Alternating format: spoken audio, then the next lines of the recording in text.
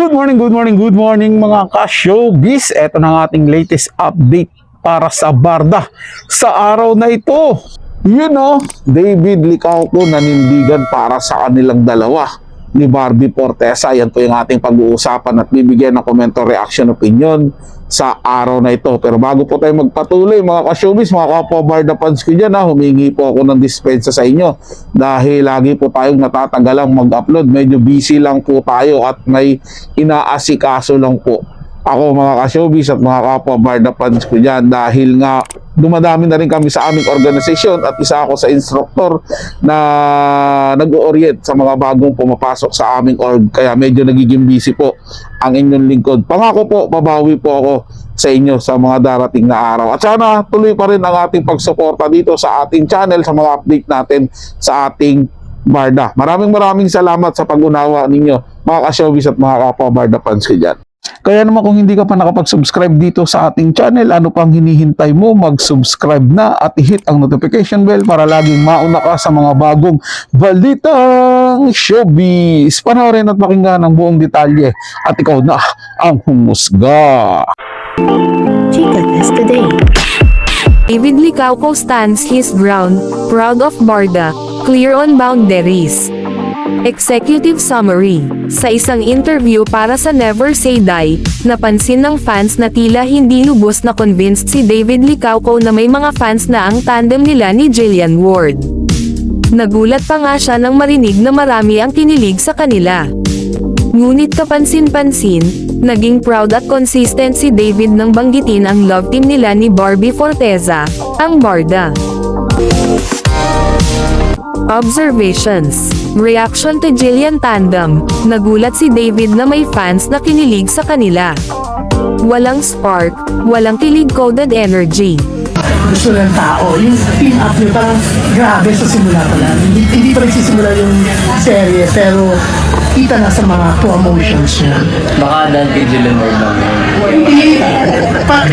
Pareho ang kinilig sa inyo sa sinulog. Proud of Barda. Nang banggitin si Barbie, agad niyang sinabi, iba ang dynamics namin ni Barbie before, very iba. Yung dynamics namin ni Barbie before, definitely iba. Body language decode, may lambing at spark sa mga mata niya, may ngiti kahit in passing lang ang mention kay Barbie. Fans, reaction and analysis. Read between the lines, consistent si David, iba talaga ang trato niya pagdating kay Barbie.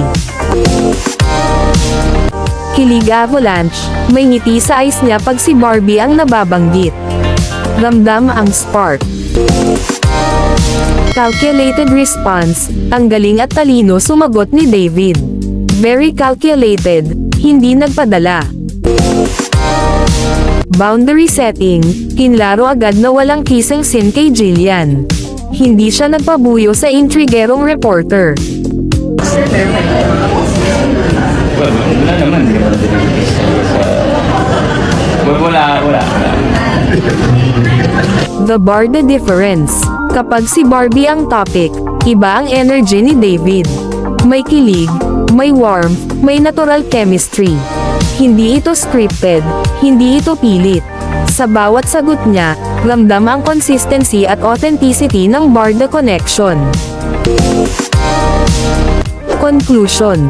Sa interview na ito, pinakita ni David Licauco ang kanyang maturity at professionalism. Hindi siya nagpadala sa intriga, malinaw ang boundaries, at proud siya sa Barda. Ang kanyang calculated yet warm responses ay nagsilbing resibo, iba talaga si David pagdating kay Barbie. Barda's magic remains unmatched, isang simpleng ngiti, isang spark sa mata, at ramdam ng lahat ang tunay na connection. Super agree ako doon mga ka-showbiz, mga kapwa Barda fans ko dyan, na mararamdaman natin yung connection ni David Licauco dito kay Barbie Fortesa. Ang nakakalungkot lang talaga dito, mga ka-showbiz, mga kapwa Barda fans ko dyan, sa part ni David. Kasi ikaw bilang lalaki, lalo na yung feelings mo towards dun sa babae ay talagang matindihan na. and yet hindi pa kayo madalas na nagkakasama, tapos meron pang pinupukol na intriga patungkol kay Barbie na kesyo eto nga yung boyfriend, eto yung mga gawin to, ang dami. Sobrang napaka ano yan sa dibdib ni David Licauco. Lalo siya din, pinauulanan din ng intriga na meron siyang Alexa na kahit ilang ulit niya nang pinatunayan na wala yun, hindi yung totoo, wala siyang Alexa sa buhay, nananatili pa rin yung issue na yun doon. Ayaw pa rin nilang tantanan si David. Plus, ito pang nangyari sa kanila na hindi agad sila pinagsasama sa isang proyekto at magkos tinambal sila sa iba. And yet, mayroon na naman lumabas na bagong intriga na wala na yung Barda. Sobrang ano nun sa kanya, mga ka-showbiz. Nakita nyo naman kung paano niya ipagsigawan, paano niya sinabi na hindi tuloy yung Barda. Ito pa rin kami, di ba? Yung nagkaroon sila ng parang gathering o anniversary po ata yun nung nakaraan. Pinagsigawan niya doon na meron pa rin talagang Barda, nananatili sila. Kasi hindi naman basta-basta aalisin yun dahil nga connected na sila sa isa't isa, mga ka-showbiz, mga kapwa Barda fans ko dyan eh. Kaya sobrang hirap yun sa part ni David Licauco kasi siya yung lalaki, siya dapat yung magdadala ng relationship nila. Tapos ganyan pa na maraming intriga sa kanila. Although meron naman silang meron silang paramdam, meron silang pinapakita sa mga tagahanga nila para hindi bumitaw talaga sa kanila. At sinasabi nila na etong sa mga simpleng paramdam namin sa pinapakita namin sa inyo, sana maunawaan nyo yung connection namin sa isa't isa. Yung mga solid na Barda talaga at Barda panatag, yung makakaintindi nun. Pero doon sa mga nagbabarda-bardahan lang at mga nagpapanggap and yet kumukuha lang pala ng info para makapanira kina Barbie Fortesa at David Licauco, hindi po nila basta-basta mauunawaan yun.